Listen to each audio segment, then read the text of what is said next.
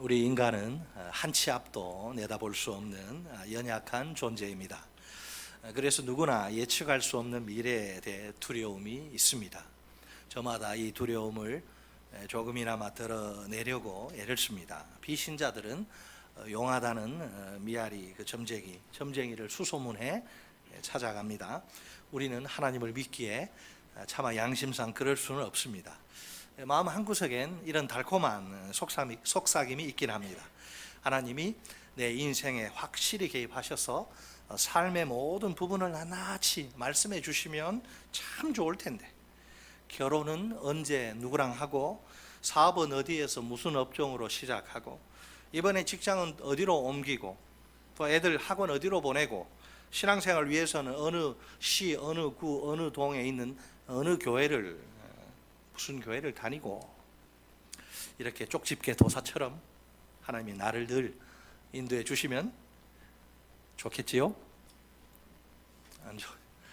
비현실적인 어리석은 헛된 소망일 뿐입니다. 하나님의 인도는 우리의 기대와는 전혀 다릅니다. 본문을 두 파트로 나눠서 살펴봅니다. 첫째, 하나님은 말씀으로 내 삶을 인도하신다. 따라서 하십니다. 첫째, 하나님은 말씀으로 내 삶을 인도하신다. 한 번 더, 하나님은 말씀으로 내 삶을 인도하신다. 믿으시지요?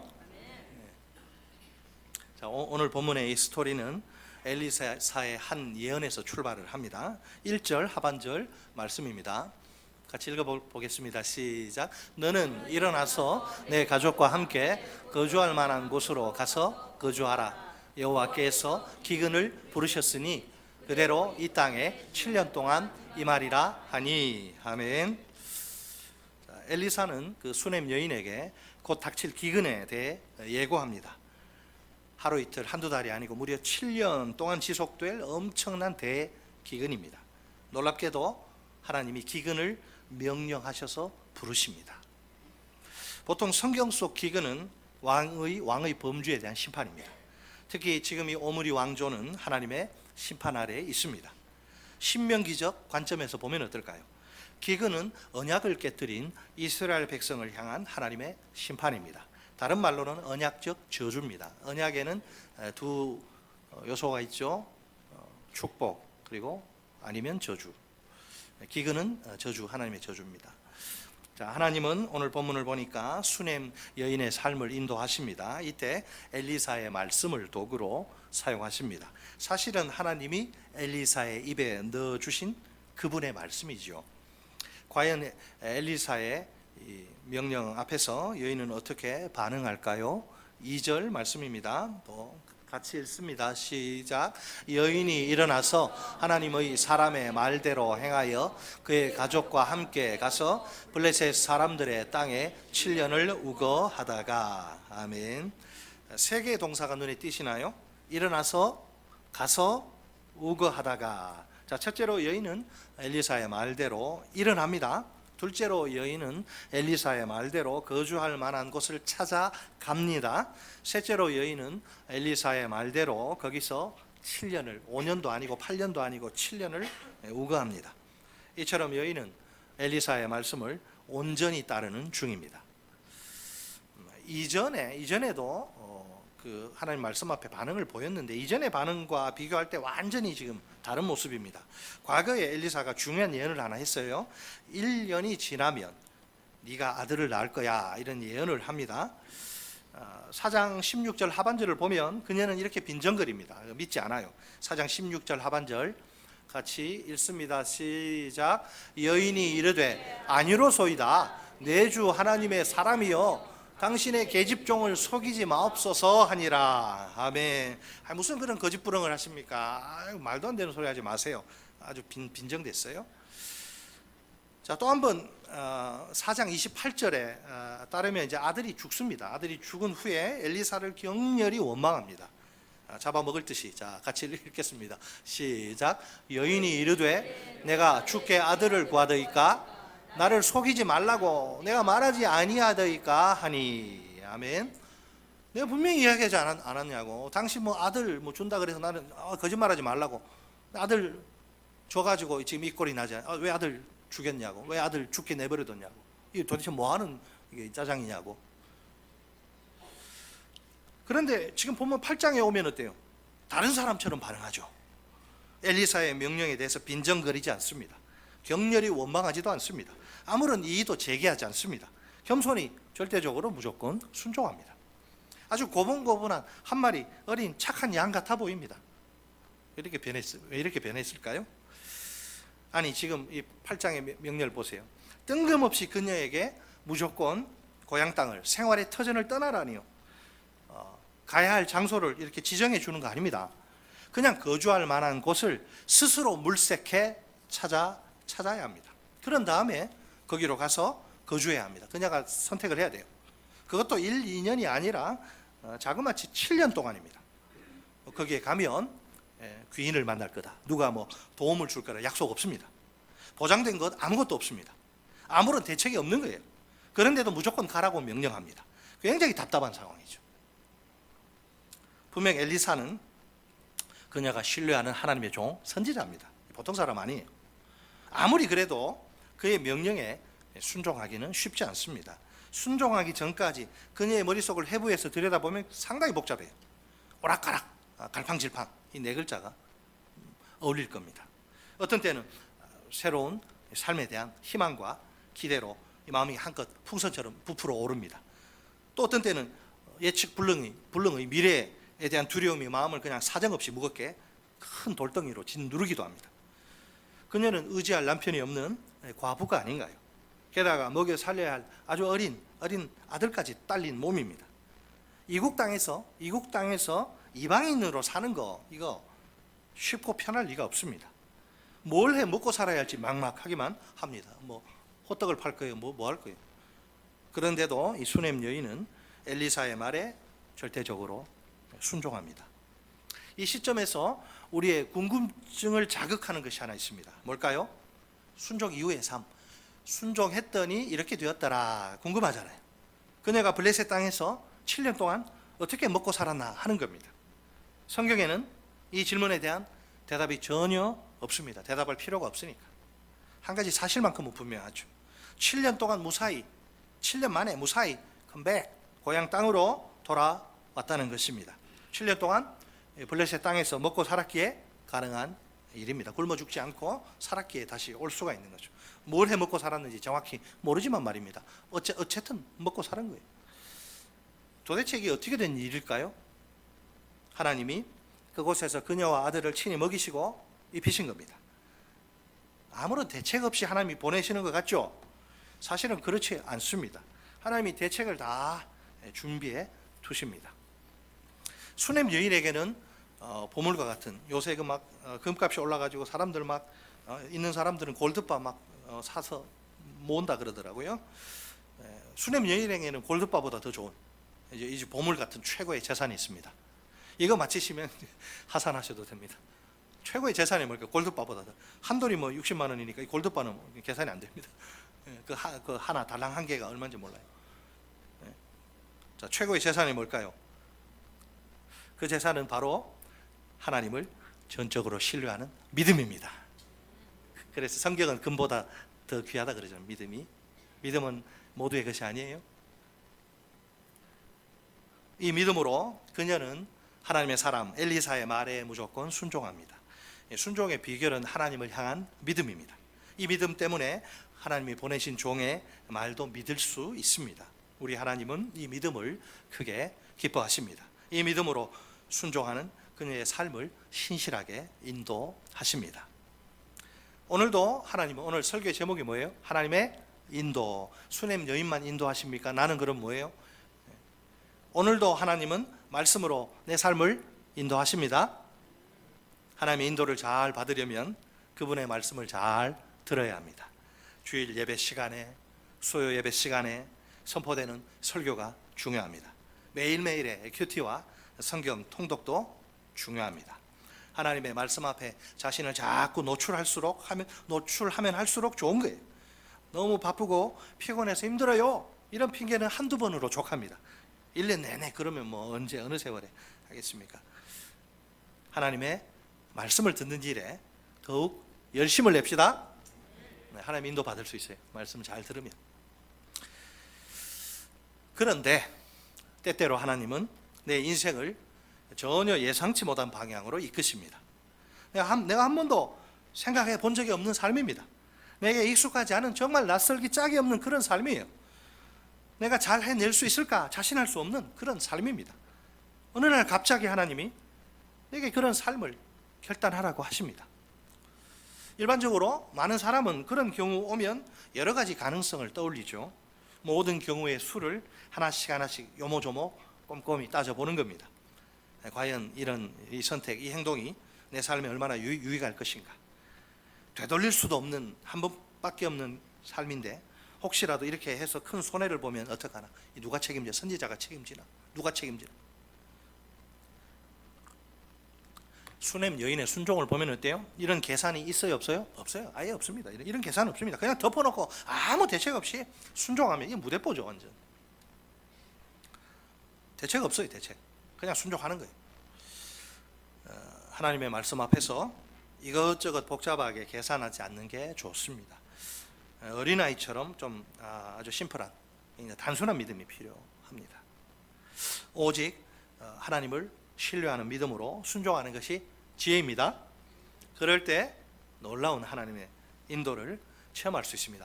한 걸음 한 걸음 주 예수와 함께 날마다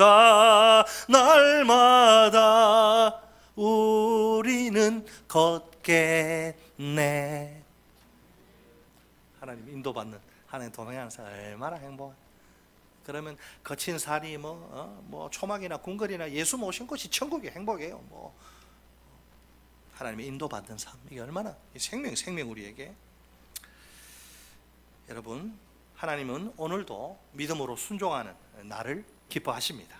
내 삶의 걸음걸음을 친히 아주 세밀하게 아름답게 인도하십니다. 믿으십니까? 네, 그런 축복을 누리시기 바랍니다. 그래도 여전히 어려움은 남아 있습니다. 솔직히 우리 삶이, 순종은 단순할지 몰라도 우리 삶이 그렇게 간단하지 않다는 거죠. 이 어려움을 순종의 위기라고 표현해 봅시다. 예상하지 못한 뜻밖의 위기죠. 물론 우리가 순종할 때 만사 형통까지 기대하는 것은 아닙니다. 그래도 순종하면 웬만큼 그냥 모든 일이 좀 풀려야 하지 않을까요? 안타깝게도 현실은 그렇지 않은 경우가 너무 많습니다. 본문 속 수냄 여인의 삶이 증거 아닙니까? 드디어 이제 7년 동안의 삶을 정리합니다. 타향살이 7년 얼마나 고생했겠어요. 이제 그리운 고향 땅으로 돌아갈 때입니다.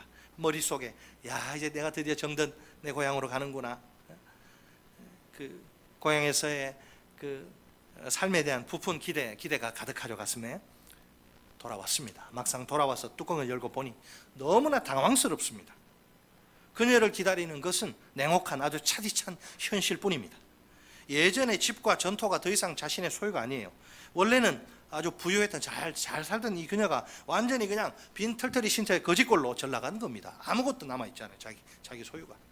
그녀의 기대가 산산조각이 나고만 셈입니다. 두 가지 가능성이 있죠. 왜 이렇게 됐을까요? 7년 동안 집을 비우고 전답을 방치한 상황. 그 사이 누군가 이거 주인 없네?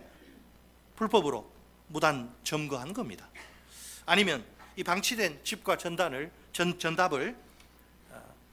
주인이 포기했거나 왕이 이제 그렇게 간주를 하고 몰수한 거예요. 신학자들이 두 가지 이야기하는데 어느 가능성이든 중요한 건 뭐냐면 어떻게 먹고 살아야 할지 막막하기 짝이 없다는 거예요. 누가 보더라도 정말 이게 난리 난 것 같아요. 큰일 났습니다. 이제 어떻게 합니까? 더욱 심각한 문제가 있어요. 이거 갈수록 더하네. 더욱 심각한 문제는 뭐냐면 선지자의 말씀을 따라, 주의 종의 말씀을 따라 고향 동네를 떠났다는 사실입니다. 자기가 자원해서 선택하고 이렇게 떠난 게 아닙니다. 자기 의지와는 무관하게 이끌려서 떠난 거죠. 하나님의 종인 선지자가, 목사가 가라고 해서 간 것뿐이에요. 순종을 했습니다. 선한 마음으로 하나님을 믿는 믿음으로 순종했어요. 돌아온 게 뭡니까? 손해죠, 손해. 선지자의 말씀에 순종해서 큰 손해를 보게 된 것입니다. 말씀에 대한 순종의 결과가 물질적인 손해라니요. 이 얼마나 억울하고 답답한 일일까요? 엘리사가 책임집니까 이거? 얼마나 답답해요. 입장을 한번 바꿔놓고 생각해 봅시다. 하나님의 인도가 분명해, 이런 확신이 있으면 됩니다. 사실은. 그러면 우리는 좀 힘들고 어려워도 순종할 수 있어요. 뭐 순종할 때 여러 가지 기대를 하죠. 공통적인 소망은 일이 잘 될 거야 하는 그런 기대, 형통입니다. 뜻밖에도 순종의 결과가 이런 기대와는 달리 물질적인 손해입니다. 순종의 위기가 닥친 셈이죠. 자, 이런 상황에서 우리는 어떻게 반응해야 할까? 이런 상황을 맞이하면 어떻게 반응할까요? 반응해야 할까요? 잘 왔는데 계속. 자, 본문 두 파트로 나눠 볼 때 두 번째 파트, 둘째, 하나님은 결과까지 책임지시며 인도하신다. 따라서 하십니다. 둘째, 하나님은 결과까지 책임지시며 인도하신다. 한 번 더, 하나님은 결과까지 책임지시며 인도하신다. 아멘. 자, 3절 보니까 수넴 여인이 엘리사 찾아가지 않아요. 누구 찾아갑니까? 수넴 여인이 왕에게 나아갑니다. 엘리사, 당신 말 듣고 내 이 알거지 됐다, 책임져라. 그게 아니고 수넴 여인은 이제 왕에게 나아갑니다. 거기 보니까 성경에 뭐라고 나와 있어요? 성경에 이 행간에는 빈 내용들이 굉장히 많습니다. 꼭 필요한 것만 들어가 있지. 그러니까 그걸 잘 찾아야 돼요. 자기 집과 전토를 위하여 호소하기 위해서, 이게 무슨 말이죠? 그거 달라는 거예요. 내 억울한 사정을 좀 헤아리고, 자기 집과 전토를 위하여, 그게 있어야 먹고 살잖아요. 호소하기 위해서죠.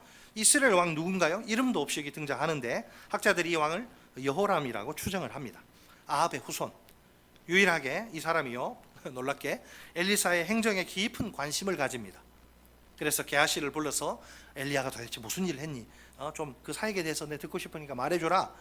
게하시가 오케이, 좋아요. 그래서 이제 뭐 엘리사가 행한 기적이 많은데 그 중에 한 가지 콕 집어가지고 엘리사가 수넴 여인의 죽은 아들을 살린 사건을 막 아주 생생하게 리얼하게 막 들려주는 거예요. 제가 한번 흉내를 못 내겠습니다. 뭐 이런 거죠. 왕이시여, 저는 엘리사의 능력의 지팡이를 가지고 고도 죽은 아이를 도저히 살려낼 수 없었답니다. 반면에 우리 위대한 엘리사 선지자는요, 그 죽은 아이를 금방 간단하게 살려냈어요. 요즘 세상에서 보기 드문 하나님의 탁월한 종이에요. 우리가 놓치지 말아야 할 사실이 하나 있어요. 지금 그 여인이 왕을 찾아가고 또 왕에게 호소하고, 그 다음에 게하시가 엘리사에 관한 그 기적을 왕에게 이야기하고, 이 모든 사건이 있죠. 이 모든 사건이 동시다발적으로 일어난다는 점입니다. 시차가 이렇게 있는 게 아닙니다. 선후가 있는 게 아니라 거의 동시다발적으로 일어나요. 자, 설명할게요.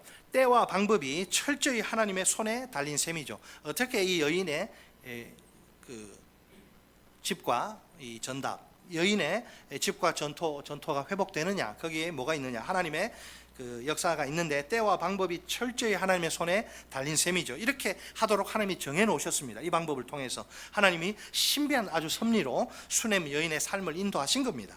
본문에 등장하는 중요한 두 번의 때를 보세요. 두 번의 때가 중요한데, 먼저 4절에 그때에, 자, 4절에 무슨 때입니까? 다른 때가 아니라 수넴 여인이 자기 집과 전토를 좀 달라고 호소하려고 왕에게 나아간 때입니다. 바로 그때에 왕이 게하시에게 엘리사의 행적을 좀 설명해 달라고 요청합니다. 자, 놀랍죠? 안 놀라시네.